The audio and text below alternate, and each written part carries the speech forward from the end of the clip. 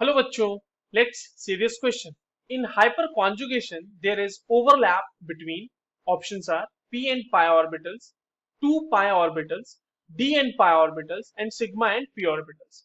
चलिए इस क्वेश्चन को सॉल्व करते हैं बच्चों और सबसे पहले तो हम ये देखते हैं कि इस क्वेश्चन को सॉल्व करने के लिए हमारे पास कौन से की कॉन्सेप्ट की जानकारी होनी चाहिए। देखो ये जो सवाल है हमारे पास बेसिकली बच्चों हाइपर कॉन्जुगेशन का सवाल है ना। हाइपर कॉन्जुगेशन में होता क्या है? हाइपर कॉन्जुगेशन में बेसिकली आपके पास डीलोकलाइजेशन हो जाता है।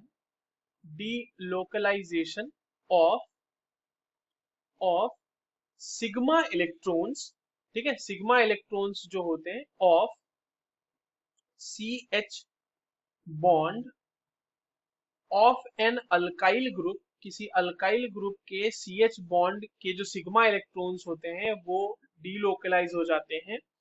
डायरेक्टली अटैच्ड टू, ये जो अल्काइल ग्रुप होना चाहिए ये डायरेक्टली अटैच्ड होना चाहिए, directly attached to an atom, एक ऐसे एटम से अटैच होना चाहिए having pi bonds, pi bond होना चाहिए सी डबल बॉन्ड सी, जैसे basically C double bond C, या फिर होना चाहिए कार्बोकेटायन, या फिर जैसे यानी कि कार्बन के ऊपर पॉजिटिव चार्ज, या फिर कार्बन फ्री रेडिकल। ठीक है, इन केसेस में ये ऑब्जर्व होता है। अब देखो यहाँ पे होता कैसे, मैं ये समझाता हूँ। एक एग्जांपल लेते हैं, प्रोपीन का एग्जांपल लेते हैं। CH3 CH double bond CH2, ये हमारा प्रोपीन है। इसको थोड़ा सा ओपन करके अगर हम बनाएं तो ये देखिए कार्बन है, यहाँ पे हाइड्रोजन है और ये इस तरह से आपके पास CH डबल बॉन्ड CH2 है। ये जो सिग्मा इलेक्ट्रॉन्स दिख रहे हैं ना, इस कार्बन हाइड्रोजन के बीच में जो सिग्मा इलेक्ट्रॉन्स होंगे ये डीलोकलाइज हो जाते हैं इस तरीके से यहाँ पे। ठीक है, और यहाँ पर आपके पास जो स्ट्रक्चर अब बनता है वो कुछ इस तरीके का बनता है। CH2 माइनस, यहाँ पे H प्लस, ये H, ठीक है, ये इस तरीके से बन गया। यही होता है हाइपर कॉन्जुगेशन। अब इसको थोड़ा सा ऑर्बिटल पिक्चर में समझे तो ज्यादा हमारे पास क्लैरिटी मिल जाएगी कंसेप्ट।